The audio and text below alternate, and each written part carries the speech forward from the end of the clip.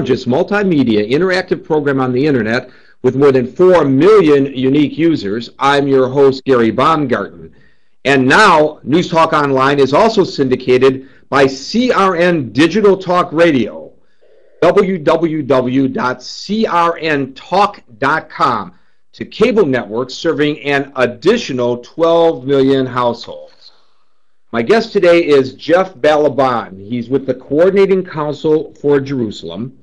The council is opposed to plans to divide Jerusalem. It's a proposal that's on the table as Israelis and Palestinians prepare for peace talks here in the United States next month. Among the portions of Jerusalem that would be conceded, the neighborhood where the Temple Mount, world Judaism's holiest and most revered site, is located. Israeli Prime Minister Olmert is on record as considering adopting the removal of Jewish control over some sections of Jerusalem, much to the chagrin of many people, especially religious Jews and Christians. And our guest today, Jeff Balaban. The Coordinating Council for Jerusalem opposes Israeli negotiations, which would include any discussion of ceding sovereignty over part or all of Jerusalem. I got to tell you, first I want to welcome you, Jeff, to News Talk Online on paltalk.com.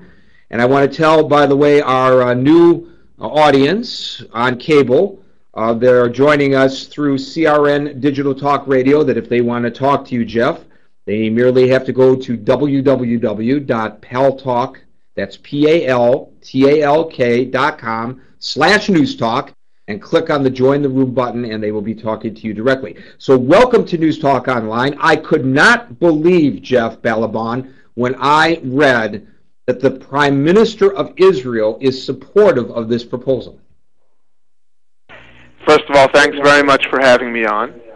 And before we even get into the substance, I come laden with a surprise for you, which is my friend and partner in this endeavor, who really first initiated it, Rabbi Pesach Lerner from the National Council of Young Israel, happened to be in my office and stuck around, and I'd like to bring him on the air with me, if that's okay with you.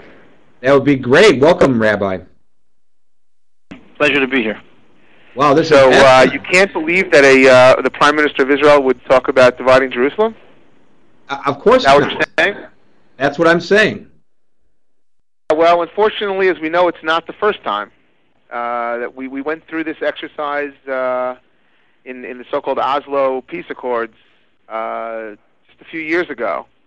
And we went through the shameful vision of not only a prime minister talking about dividing Jerusalem, but running after the late, great Yasser Arafat, begging him to take significant pieces of Jerusalem, including the Old City, and Arafat wouldn't even take that offer. And here we are a few years later, and a few thousand more dead and wounded later, and trying the same nonsense again. Well, this actually even predates Sharon, doesn't it, this whole business, because the Temple Mount, which is the holiest site in Judaism, is controlled by the Palestinians, actually maybe by extension by the Jordanians, and Muslims, who also claim it to be their holy site, are given access 24/7, but Jews and Christians can only go up to the Temple Mount during a small prescribed time of the day. Not only are they not allowed to pray as are the Muslims, but they can't show any religious artifacts. They're told to take off their kippas, their yarmulkes, their head coverings, their religious head coverings when they go up there, right in Jerusalem.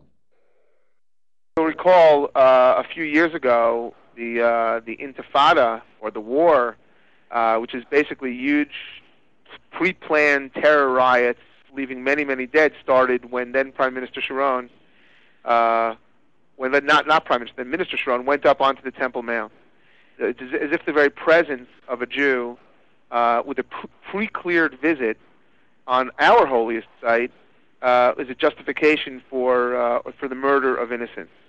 And the more that Israeli governments refuse to acknowledge and accept the fact that this is our holiest site, and it certainly isn't Islam's holiest site, and the more they only allow Islamic and Muslim recognition of the holy site and control over the holy site and withhold other people's access, the more likely it has been all along that we come to this kind of a pass where simultaneously several things are happening. We have the Muslims apparently destroying evidence of the Jewish temples, openly claiming that there was never Jewish history here, that the Jews have no right here, that there were never temples here, turning it into rubble. Even now, well, it's putatively under some kind of controlled arrangement with the Israelis, and the more it erodes our entire claim, the entire Jewish claim to the state of Israel, the land of Israel, and the entire claim of the state of Israel for a right to exist. Rabbi Lerner, you have... Well, I think more than that. I think it has to be understood that Jerusalem is not mentioned once in the Quran. It's mentioned 700-800 times in the Old Testament, in the Tanakh, what we consider the Old Testament.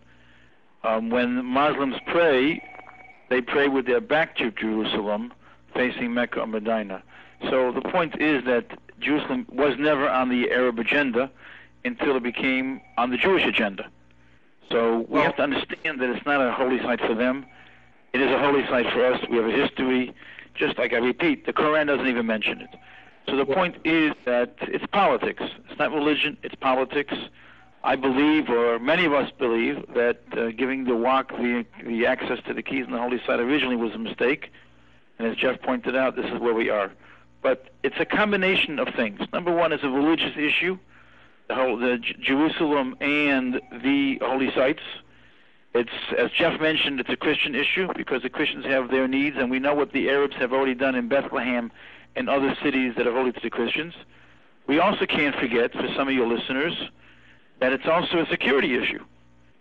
The Israeli government took out 10,000 citizens from Gaza, hoping that the Gaza would turn into a peaceful metropolitan community for the Arabs, and they turned Sderot, the city close by, into a war zone.